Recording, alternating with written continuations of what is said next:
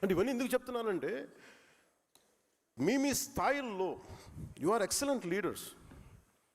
అన్నీ నా దగ్గరికి వచ్చి నా నెత్తి మీద పడేస్తే నేనేం చేయలేను, భుజాలతో అట్లస్ గాడిలో కుంగిపోతాను. మీరు కూడా కొంత బాధ్యత బరువు పంచుకోమని నాకు విన్నపం. నాకు మొత్తం నా మీద వేసేసి, మా ఊర్లో రోడ్డు లేదండి నువ్వు చేసి కాబట్టి మాకు ఇక్కడ మా ఇంట్లో అంట్లు తోటానికి ఎవరు లేరు, కొంచెం వచ్చి అంట్లు తోయండి, ఇక్కడికి వెళ్తుంది. అలాగే అది ఎక్కడో చోట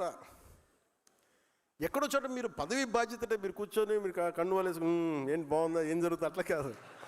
బాధ్యత తీసుకోండి, కొంచెం బాధ్యత తీసుకోండి. ఇలాంటి సమస్య వచ్చినప్పుడు చాలా సమర్థవంతంగా మీ వాదన వినిపించండి, తిట్లు లేకుండా, బూతులు లేకుండా. ఇదొకటి మీకు మీ దృష్టికి తీసుకుతలుచుకుందాం. ఇది మనకి rarest of the rare opportunity. 3.5 years ఇంకా సమయం ఉంది. పిఠాపురంలో ఒక ఎక్సైజ్ స్టార్ట్ చేశాను. ఒక 10 పార్టీ పెట్టిన ఆల్మోస్ట్ ఒక 10 years పైన తర్వాత స్టార్ట్ చేశాను. అందరూ అంటున్న వాళ్ళు మీకు బూత్ కమిటీలు లేవు, మీకు వార్డు కమిటీలు లేవు అంటే, అసలు ముందు నడవాలి కదా. పార్టీ నడిపిన తర్వాత, జనం వచ్చిన తర్వాత పెడతాం. ఏమీ లేకుండా ఎక్కడి నుంచి వస్తాయి? అందరూ రాత్రి పుట్టేశారా? లేదంటే కాంగ్రెస్ పార్టీ సడన్గా వైఎస్ఆర్ కాంగ్రెస్ పార్టీ అయిపోతే వాళ్ళకు ఉంటుంది అది. మాకు అలా కాదే, మా పంట మేము వాళ్ళకు ఉంటాయి. వాళ్ళ నాన్నగారు ముఖ్యమంత్రులు ఉండొచ్చు, బాబాయిలు ఇంకోలా ఉండొచ్చు, తర్వాత చంపేసేది వేరే విషయం అనుకోండి. మనకు అలాంటి పరిస్థితులు లేవు కదా. అన్నీ మనమే వండుకోవాలి, మనమే గంజి వార్చాలి, మనం అన్నీ చేసుకోవాలి, మనం దాంట్లో పోపు మనం వేయాలి, టైం పడదు దానికి. అందుకని ఈ మూమెంట్ మనం పిఠాపురంలో ప్రారంభించాం. ముఖ్యంగా పార్టీ పదవుల్లో నేను చాలా స్పష్టంగా ఏం చేశానంటే, organisation is different. Janasena organisation బిల్డింగ్కి జనరల్ సెక్రటరీగా రామతల్లూరి గారిని పెట్టాం. ప్రత్యేకించి వారిని ఎందుకు పెట్టామంటే, హిజ్ ఆర్గనైజేషనల్ బిల్డింగ్ స్కిల్స్ ఉన్నాయి ఆయనకి. ఆయన పంపించి పిఠాపురం పంపించి ఆ మోడల్ మిగతా మీ నియోజకవర్గాలు మీరు కూడా చేయాల్సి అందుకని చెప్తున్నాను. దాదాపు 53 గ్రామాల్లో 51 గ్రామాలకి అన్ని వార్డుల కమిటీలు నియమించేసాం, అన్ని ఇంక్లూడింగ్ బూత్ కమిటీలతో సహా. ఎట్లా చేసాం? అది నాకు నచ్చిన వాళ్ళను, లేదంటే మన నాయకులు నచ్చిన వాళ్ళో పెట్టలా. 10 మంది జన సైనికుల్ని, స్థానికంగా ఉండే వీరమహిళలందరూ కూర్చోబెట్టి, మీకు ఎవరికి కావాలి మీ నాయకుడు ఎన్నుకోండి అంటే, చాలా వరకు అసలు ఏకపక్షంగా మాకు ఈ వ్యక్తి ఉంటే సరిపోతుందని వచ్చిన గ్రామాల్లో ఉన్నాయి. లేదు కొంచెం ఓటింగ్ అంటే ఓటింగ్ పెట్టుకున్న గ్రామాల్లో చాలా ప్రజాస్వామ్య పద్ధతి, చాలా డెమోక్రటిక్ మీన్స్లో చేశాం. ఇది ప్రతి నియోజకవర్గానికి ఇది ఒక మోడల్ అవ్వాలి. ఇవన్నీ ఎందుకు చేస్తున్నాం అంటే, మీరు రేపొద్దున స్థానిక సంస్థల్లో మీరు బలంగా నిలబడాలి అంటే, మీరు ఇప్పటి నుంచి చేసుకోకపోతే స్థానిక సంస్థల్లో మనం పోటీ చేసే సీట్లు మీరు బలంగా నిలబడలేరు. మీరు సెకండ్ ఇన్ ఫీల్డ్లో అయిపోతారు, జాగ్రత్త. అది అందుకని చెప్తున్నాను, మీరు కంపల్సరీగా చేయాలి. అలాగే ఈ పోటీ చేయాలనుకునే వారికి స్థానిక సంస్థల స్వరూపం, వాటి ద్వారా చేయగలిగే సేవ, అభివృద్ధి గురించి తెలుసుకోవాలి. అలాగే పంచాయతీ వ్యవస్థని బలోపేతం చేస్తున్నాం, సర్పంచుల గౌరవాన్ని పెంచుతున్నాం. నేను రాగానే చేసింది, వీళ్ళు వైసీపీ సర్పంచ్లు 70% వైసీపీ సర్పంచ్, 80%.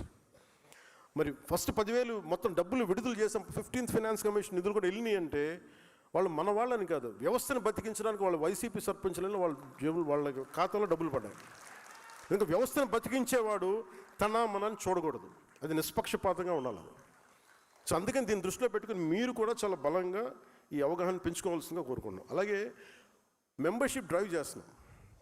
నేను మన చాలాసార్లు అయిపోతుంది మెంబర్షిప్ డ్రైవ్, మనకి జనసేన పార్టీ మెంబర్షిప్ డ్రైవ్ అంటే, ప్రతి ఒక్కరు కూడా మీలో కూడా నాకు తెలిసి 95% మెంబర్షిప్ ఉండుంటారు, ఒక 5% మిస్ అయ్యారు నాకు ఎందుకు అనిపిస్తుంది.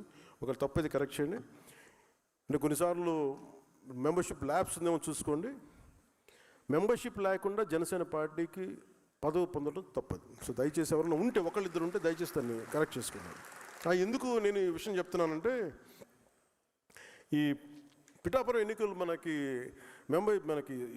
వార్డు కమిటీలు ఎన్నికలు జరుగుతున్నప్పుడు చాలామంది వచ్చి, మేము కూడా జనసేన అంటే, కండువా వేసుకుంటే జనసేన మెంబర్ అవి తీరాలి. మీరు కండువా వేసుకున్నంత మాత్రం జనసేన మెంబర్ అవ్వాలి. నువ్వు క్రియాశీలకంగా పనిచేయాలి. అది కూడా ఏంటంటే, కొన్ని సంవత్సరాలు పనిచేసిన తర్వాత నీకు ఏదో పోటీ చేస్తే అది పెట్టాను దానికి ఒక రూల్ పెట్టాను దానికి. లేకపోతే ఏమైపోతుందంటే, అంటే నా భయం ఏంటంటే, జనసేన బలమే జన సైనికులు, వీరమహిళలు. ఈరోజు ఇంతమంది ఆడబిడ్డలు కూర్చొని పోరాటం చేశారంటే వాళ్ళకి ఏ పదం ఉందని, వాళ్ళకి దెబ్బలు తిన్నారు. ఇందాక చెప్పిన బ్రాహ్మణ్ కార్పొరేషన్ చైర్మన్ కానీ పోటీ కూర్చోబెట్టినారు, మనం పెద్దపూడి విజయ్ కుమార్ కానీ, వీళ్ళెవరికి పదవులు లేవు కానీ బలంగా నిలబడ్డారు. అందుకని మీరు కూడా దాన్ని దృష్టిలో పెట్టుకొని మీరు మెంబర్షిప్ అనేది చాలా కీలకం జనసేనకి. అందుకని ఆ మెంబర్షిప్ డ్రైవ్ని కూడా ముందస్తుగా పిఠాపురంలో ప్రారంభిస్తున్నాను. దాని తర్వాత మార్చి లోపు ఫిబ్రవరి అంతా మిగతా మెంబర్షిప్ స్టేట్ అంతా అయిపోవాలి. దాన్ని కూడా మీరు సహకరించమని మనస్ఫూర్తిగా కోరుకుంటా ఉన్నాను. అలాగే ఈ మార్చి 14 అసలు వద్దనుకున్నాను, మార్చి 14 ఫౌండేషన్ డే. కానీ థీమ్ ఏం పెట్టాలి అనుకున్నప్పుడు జెన్ జీ యువతకి, కొత్త తరం యువతకి, ఆడబిడ్డలకి ఉద్దేశించే ఈ జనసేన మార్చి 14 ఆవిర్భావ దినోత్సవం ఉంటుంది. దానికి కూడా మీ సహాయ సహకారాలు కావాలి. దానికి మనస్ఫూర్తిగా మీ అందరూ ఈ భాగస్వామ్యంలో మీరు భాగస్వామ్యం తీసుకోవాలి. ఈ మన అలయన్స్ గురించి మట్టుకు మీకు ఇబ్బందులు ఉంటాయి, మీకు కొన్ని గొడవలు తప్పవు. అది మీరు మెంటల్గా ప్రిపేర్ అవ్వండి. సీట్లు వాటాల్లో కావచ్చు, ఇంకోటి కావచ్చు, మీకు గొడవలు అనేది తప్పదు, మీకు ఇబ్బందులు తప్పవు. కానీ మీ లీడర్షిప్లో మీరు ఎలా ఓవర్కమ్ చేసి మీరు ఎదుగుతారనేది మీ లీడర్షిప్. మీ leadership is not about heated arguments. Leadership is all about how well you communicate your point of view. అంటే మీ స్టాండ్ మీరు ఎంత బలంగా చెప్పగలరు, ఎంత హేతువుతో చెప్పగలరు. పంచాయతీ అంటే మీరు సర్దాలి అంటే లీడర్షిప్ అనేది గొడవ పెట్టుకొని కండలు పెంచుకునేవాడు లీడర్ అవ్వలేడు, ఒప్పించేవాడే నాయకుడు అవుతాడు. ఇంతమంది చాలా ప్రతికూల పరిస్థితుల్లో కూడా అందరినీ ఏకతాటిపైన తీసుకొచ్చేవాడే నాయకుడు అవుతాడు తప్ప గొడవలు పెట్టి వేరు చేసేవాడు నాయకుడు అవ్వలేవాడు. ఏదో ఒక రోజు జనం వదిలేస్తారు, గుర్తుపెట్టుకున్నాం. అందుకని నేను మిమ్మల్ని అందరినీ ఎలాంటి నాయకులు అవ్వాలని కోరుకున్నానంటే, గొడవలు వచ్చినా కానీ ఎలా మీరు కూర్చొని పరిష్కరించగలరు. అందుకని మనస్ఫూర్తిగా మీరు దీన్ని దృష్టిలో పెట్టుకొని, ఈ పదవి బాధ్యత అనేది మనకి అలంకారం కాదు, బాధ్యత.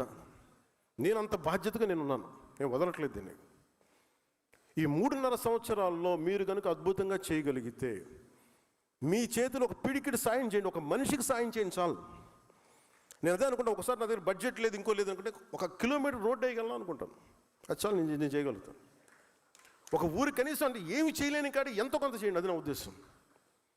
డబ్బులు ఎందుకు? నేను పొద్దున మన దుర్గేష్ గారు మాట్లాడుతూ డబ్బులు ఇవి ఉన్నాయి కొంచెం టూరిజం ప్రాజెక్ట్ అంటే, మీరు ఐడియా పెట్టండి సార్, మన దగ్గర ఏమీ లేని కాడికి ఇంత దూరం వచ్చాం, ఒక రాష్ట్రానికి రాదా, ఇన్ని కోట్ల మంది తలుచుకొని సామూహిక శక్తి కనుకుంటే డబ్బులకి కొద ఉంటుందా అనుకున్నాం. మనం అనుకోవాలి, మన నిబద్ధతగా ఉంటాం, నిలకడగా ఉంటాం అనుకుంటే పెట్టుబడి పెట్టే వ్యక్తులు వస్తారు, మనమే ఎదుర్కొరుకోవాలి. ఆంధ్రప్రదేశ్ ఒక ప్రామాణికం చూపించాలి మనం. అందుకని దాన్ని మీరు దృష్టిలో పెట్టుకొని మనందరం సమిష్టిగా పనిచేయాలని మనస్ఫూర్తిగా నేను కోరుకుంటూ, మీ అందరికీ ఒక్క ప్రమాణం చేసి దీన్ని ముగిద్దాం ఈ సభని. మీరు అది ఎవరి అప్లికేషన్ ఇచ్చారు కదా, అది ఇవ్వండి ప్లీజ్. ఒకసారి నేను చెప్పింది ఇది, ఈ ప్రమాణం చేసిన తర్వాత మనం జాతీయ గీతంతో ముగిద్దాం ఈ సభని.